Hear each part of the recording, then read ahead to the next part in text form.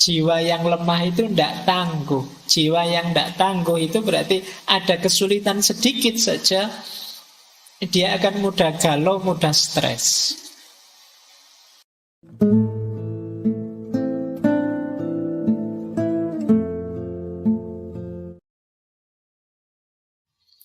Nah, untuk bisa bijaksana, kata Sokrates, perhatikan 3 dasar ini. Yang pertama apa? Kenali diri. Know yourself. Tidak mungkin orang bisa bijaksana kalau dia tidak kenal dirinya. Nanti kita lihat uraian panjangnya, kenapa kita perlu mengenali diri. Yang kedua, examinate life. Hidup yang direnungi terus-menerus, diuji terus-menerus. Karena hidup ini berkembang dinamis. Yang kemarin benar, tidak pasti hari ini masih benar. Itu gunanya examinate life. Hidup yang selalu ditanyakan lagi, apa iya? Masih harus ini, masih harus begini. Ngaji filsafat ini apa yo harus masih begini? Ada enggak formula yang lebih baik? Ini namanya examinate life. Seperti waktu sesi istiqomah itu kan, terakhir-terakhir saya bilang, istiqomah itu puncaknya istiqomah apa? Mengistiqomahi perbaikan. Tidak sekedar mengistiqomahi kebaikan. Jadi misalnya saya biasanya sholat tahajud 2 rakaat. Malam hari ini kok enak ya, agak longgar ya. Saya 8 rakaat pun sanggup, tapi mau sholat 8 rakaat, saya kan biasanya 2, istiqomah 2 sajalah, pahit. Ini namanya mengistiqomahi kebaikan, oke, tapi ada lebih bagus lagi, mengistiqomahi perbaikan. Kalau memang dulu sih memang sanggupnya 2, tapi sekarang saya 4 sanggup kok Pak. Ya naikkan jadi 4. Jangan karena alasan istiqomah terus ya kamu tidak melakukan perbaikan. Pak, saya sejak dulu yang namanya sodako waktu Jumat itu ya 2.000 Pak. Dulu waktu tidak punya uang ya 2.000. Sekarang uangmu banyak loh, kan saya harus istiqomah Pak, ya tetap 2.000. Itu tidak istiqomah. Kamu bisa melakukan perbaikan. Nah ini untuk tahu saatnya aku melakukan perbaikan atau tidak, examine life. Ujilah hidupmu. Coba ditanyakan, coba direnungi. Oh iya ya, dulu saya tidak terlalu banyak uang sih, makanya cuma 2.000. Sekarang uangku banyak, masuk cuma 2.000. Nah itu, ujilah hidup, mencoba pertanyakan, apa masih cocok gayamu seperti itu? Apa tidak saatnya berubah untuk lebih baik? Ini bijaksana namanya. Jadi dasar bijaksana yang pertama, pemahaman diri, pengenalan diri. Dasar untuk bijaksana yang kedua itu kontemplasi, refleksi, merenungi hidup untuk perbaikan. Dasar kebijaksanaan yang ketiga, freedom. Kemampuan mengendalikan diri, self-rule. Ini yang kadang saya pakai istilah tahu diri, tahu batas. Self-rule ini orang yang ngerti batas dirinya dan mampu mengendalikannya. Ini self-rule. Jadi orang itu bijaksana kalau dia memahami dirinya, tapi juga tidak mandek, selalu dihitung lagi, diukur lagi, direnungi lagi. Dan yang ketiga, dia mampu mengendalikan dirinya. Nah, kalau sudah punya 3 kualitas itu, baru menginginkan apa yang memang harus kita inginkan dan paham apa yang kita inginkan itu. Itulah orang bijaksana. Ini kalau versinya Socrates, wanting what you ought to want and knowing what that is. Jadi menginginkan apa yang harusnya kita inginkan dan tahu apa yang harus kita inginkan itu. Banyak orang hari ini ingin sesuatu tapi dia tidak paham. Kenapa kok saya ingin itu? Kenapa kok aku butuh ini, perlu itu? Jadi itulah orang bijaksana. Pak Faiz kok suaranya sekarang tambah keras? Ya sekarang hujan. Kalau hujan gini saya suaranya lembut kayak awal-awal tadi, kalian tidak dengar. Nah ini namanya tahu ada alasan ketika melakukan sesuatu, tidak asal. Kalian paham situasi, tidak kok saya sejak dulu gayanya ya gini ya, harus istiqomah gini terus bisik-bisik kayak awal tadi ya. Wadah hujan suaranya kayak gini ya. Kalian tidak akan dengar yang malam hari ini hadir. Maka agak saya keraskan sedikit. Ini yang disebut kebijaksanaan. Jadi tahu apa yang harus saya lakukan dan ngerti kenapa begitu. Bisa menjawab pertanyaan mengapa. Nah, kalian juga begitu. Biasanya ngantri masuk ke sini sudah ngambil minum. Tadi minumnya belum siap, tidak apa-apa kalian masuk. Nah, sekarang ditanya kalian, enaknya kamu keluar ngambil minum atau sudahlah, tidak usah, biar saja. Nah, itu kalian harus ngerti dasarnya. Tidak sekedar males tapi tahu, tidak usah Pak, saya tidak usah keluar ngambil minum lagi, biarlah yang datang belakangan saja, nanti mengganggu kalau saya keluar atau apa. Nah, itu namanya tahu apa yang harus kamu inginkan dan ngerti dasarnya. Itulah wisdom. Oke, jadi malam hari ini kita hanya membahas tentang ini, tentang bagaimana kita mengenali diri, menguji diri, dan mengontrol diri. Biar yang kita inginkan pas. Baik, inilah quotes yang paling terkenal dari Socrates, yaitu kenali dirimu. Jadi ini kalimat ini ada yang bilang tertulis di pilar-pilarnya kuil di Delphi, di Yunani saat itu. Atau kalau pakai bahasa sana ya gnosis souton.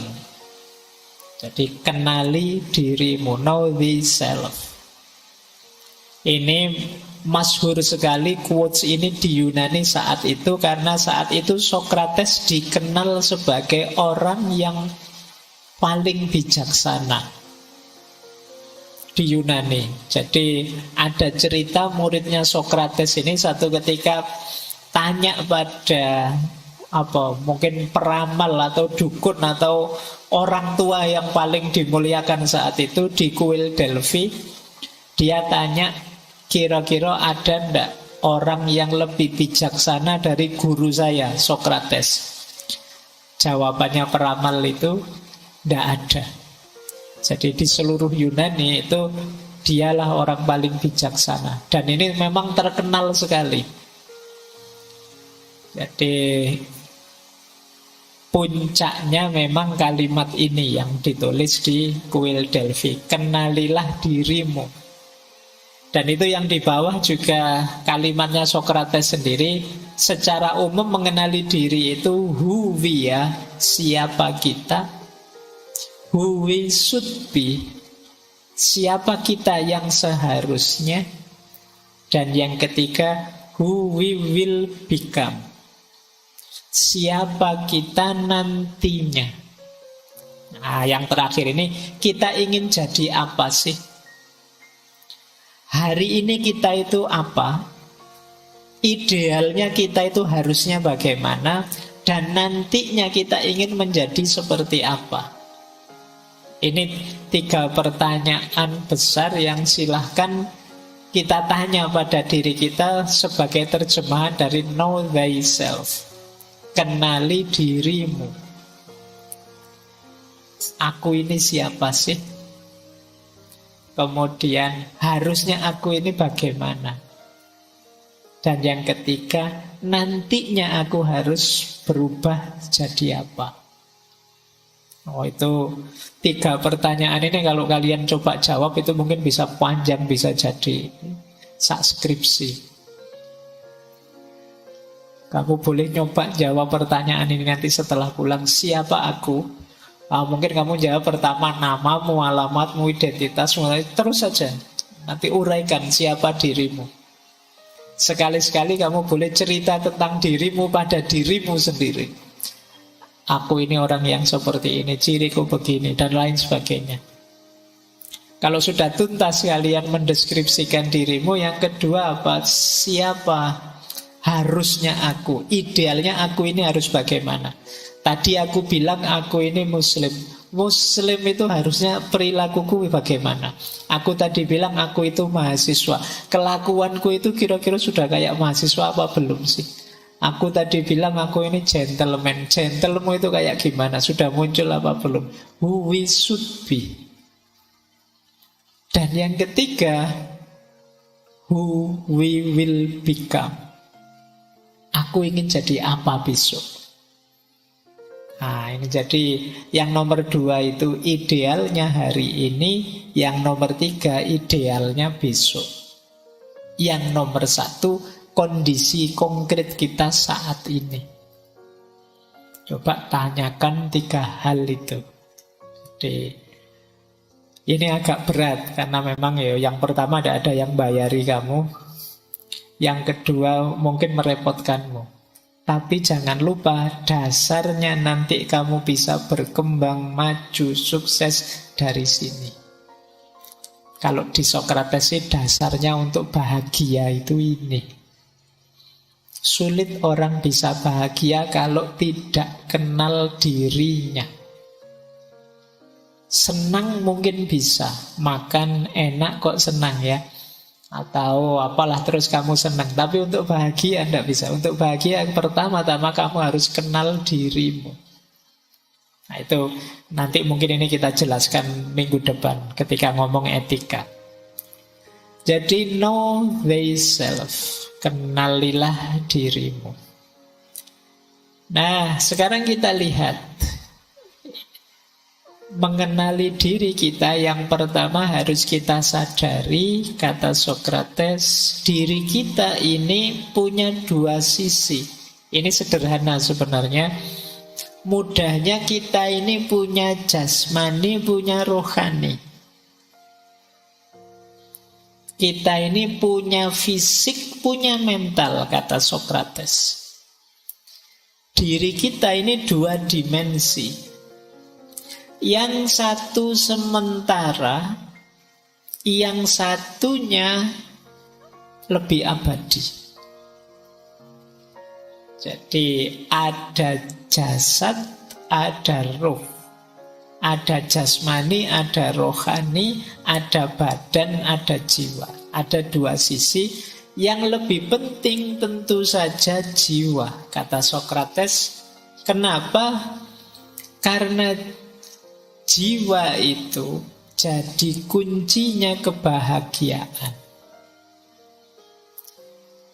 Jiwa kita akan sehat, kata Sokrates, kalau kita mencari kebaikan, keadilan, kebenaran, pengetahuan.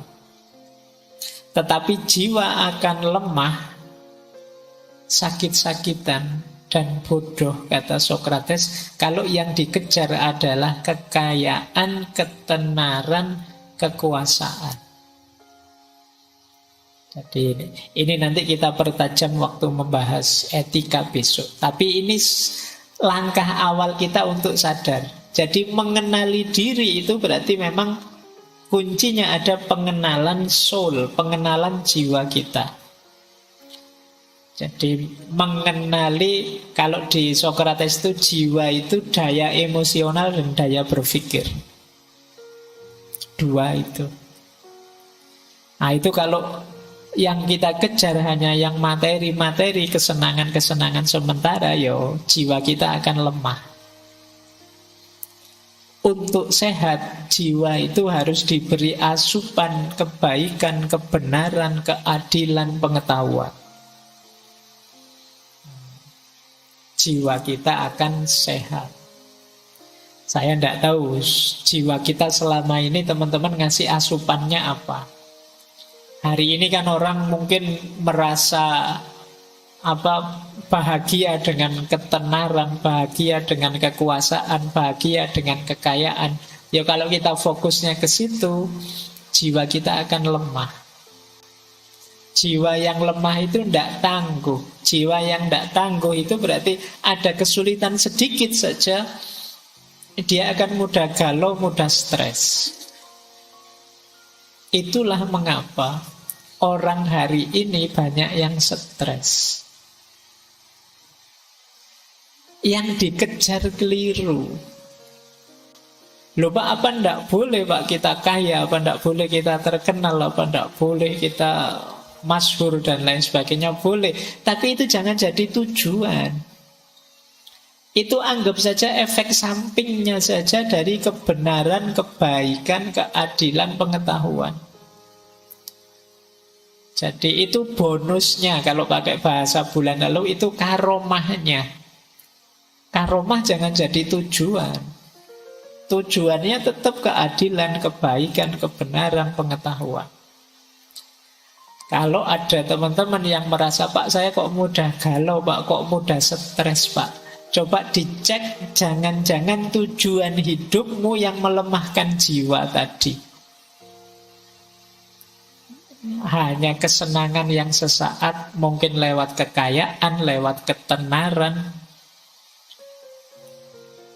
lewat kekuasaan dan lain sebagainya. Apalagi ini menjelang-jelang pemilu ya, kekuasaan itu kan semua orang mengejarnya. Nah, ayo hati-hati, kata Sokrates. Jadi ini dasar teorinya sederhana, masih belum terlalu rumit. Nanti di filsafat-filsafat selanjutnya lebih rumit. Nah, yang selanjutnya, mari kita belajar mengenali diri, kata Sokrates. Tadi kan kita membahas pertanyaan siapa aku, who we are. Pertanyaan siapa aku itu jangan lupa punya dua sisi. Yang pertama identitas, yang kedua reputasi. Identitas itu siapa aku menurutku, itu identitas. Kalau reputasi, siapa aku menurut orang lain. Dua-duanya sama-sama penting. Alhamdulillah kalau sama. Menurut saya itu orang baik kok Pak. Temanmu bilang, iya Pak dia memang orang baik, cocok berarti. Ada kalanya menurut saya orang baik Pak, terus temanmu bilang, alah jari sopo, kamu ngaku-ngaku sendiri. Nah, itu reputasi. Kamu merasa orang soleh, kamu merasa orang unggul, kamu merasa orang luar biasa. Identity. Tapi pandangan orang lain terhadapmu itu reputasi. Jadi menilai diri kita, perhatikan ada dua sudut pandang. Ada identitas, ada reputasi. Nanti di Sokrates, beberapa penafsirnya Sokrates menganggap justru yang lebih dominan itu reputasi untuk mengenal diri kita. Kenapa? Karena kalau aku membaca aku itu kadang-kadang agak trik, agak prank. Orang itu karena tekanan egonya seringkali tidak objektif membaca dirinya. Kalian kan merasa benar terus, baik terus, yang bagus, yang cocok. Kalau salah kan kalian cari-cari alasan biar nggak dianggap salah. Jadi sulit objektif membaca dirimu. Maka nanti sebenarnya yang dimaksud oleh Sokrates itu tidak melulu kok kita diam terus di kamar mikir diri kita, tidak harus itu. Justru interaksi dengan orang lain lebih mengungkap siapa kita. Nah ini dua sisi ya, meskipun ya penting juga refleksi, tapi tidak satu-satunya. Nah, mengapa kemudian mengenali diri ini sulit dilakukan? Nah, ini coba kalian cermati ya, biar lebih mudah mengenali diri. Kesulitannya biasanya yang pertama dorongan bawah sadar. Orang itu saya bilang tadi sering dikendalikan ego, di bawah ego yang tidak dia sadari. Sehingga sulit mengenali diri. Kita mengenali diri kan yang tampak saja, padahal kita itu dikendalikan oleh hal-hal yang tidak tampak. Jadi aslinya kita seperti apa tidak kelihatan karena kita sembunyikan di balik ego. Nah, ini yang membuat kita sulit mengenali diri. Yang kedua, pengaruh dari luar, tekanan dari luar. Nah, kita sebenarnya males ke masjid tapi terus dimarahi sama orang tuamu. Orang sini itu kalau tidak ke masjid dianggap belum Islam beneran, tidak serius. Terus kamu terpaksa ke masjid. Jadi akhirnya apa? Malesmu tidak terdeteksi. Sehingga begitu jauh dari orang tua aslinya kelihatan. Kalau pas di rumah rajin ke masjid, begitu di kos-kosan, wah, meskipun sudah di depan masjid, kamu milih pulang ke kos-kosan, sholat sendiri di kos. Nah, lebih aslinya kelihatan. Ketika ada tekanan dari luar, kamu berubah. Sehingga aslimu terkubur. Ini yang bikin kita sulit. Yang ketiga, tentu saja karena emosi dan ambisi. Orang yang tidak bisa mengontrol emosinya atau punya ambisi yang tidak bisa dia kendalikan, itu akan menyulitkan orang mengenali dirinya. Dia akan merasa selalu benar saja, selalu baik saja. Terus yang keempat, orang sulit mengenali diri karena keterbatasan pengalaman. Sekaligus yang kelima, keterbatasan pengetahuan. Orang itu kan kenal diri karena belajar dari pengalaman. Tapi banyak orang yang lebih suka di zona nyaman sehingga pengalamannya tidak tambah, ya itu terus, sehingga sulit ekspresi dirinya tampak. Dan sulitlah dia mengenali dirinya. Nah, karena pengalamanmu terbatas. Kamu belum mengalami ini, belum mengalami ini, belum mengalami ini, sehingga responmu belum kelihatan. Aslinya dirimu belum tampak. Kamu tidak pernah ngalami kan, sudah kuliah rajin-rajin nyusun tugas masih dapat nilai E misalnya. Karena kamu enak terus studimu. Nah, ini pengalaman dapat nilai E itu tidak menampakkan aslimu kalau pas ngalami yang seperti itu. Nah, ini namanya keterbatasan pengalaman. Setiap orang ngalami keterbatasan ini, maka ekspresi dirinya itu jadi tidak muncul sepenuhnya. Kita tidak bisa membaca diri kita secara utuh. Karena hidup kita selama ini lancar-lancar saja, kita tidak tahu bahwa kalau begitu ngalami masalah yang sulit, kita ini bisa kalap loh misalnya. Kita ini bisa lepas kontrol loh. Kita tidak pernah begitu karena kita tidak pernah ngalami situasi yang membuat kita lepas kontrol. Kalau kita sebenarnya pernah ngalami, mungkin kita bisa baca, wah, saya harus hati-hati ini kalau marah. Ternyata saya itu kalau marah ngeri ya. Lepas kontrol saya itu ternyata. Saya tidak pernah ngalami yang begitu. Baru kali ini saya sadar, saya sendiri baru tahu kalau marah itu ternyata aku semengerikan itu. Nah, kita tidak pernah ngalami itu, maka kita tidak tahu kita punya potensi begitu. Juga keterbatasan pengetahuan. Ya, semakin ilmu kita terbatas, ya semakin sulit kita mengenali diri. Dan yang terakhir, kerumitan situasi. Kadang-kadang situasi hidup kita ini kompleks. Jadi kita sendiri sulit membacanya.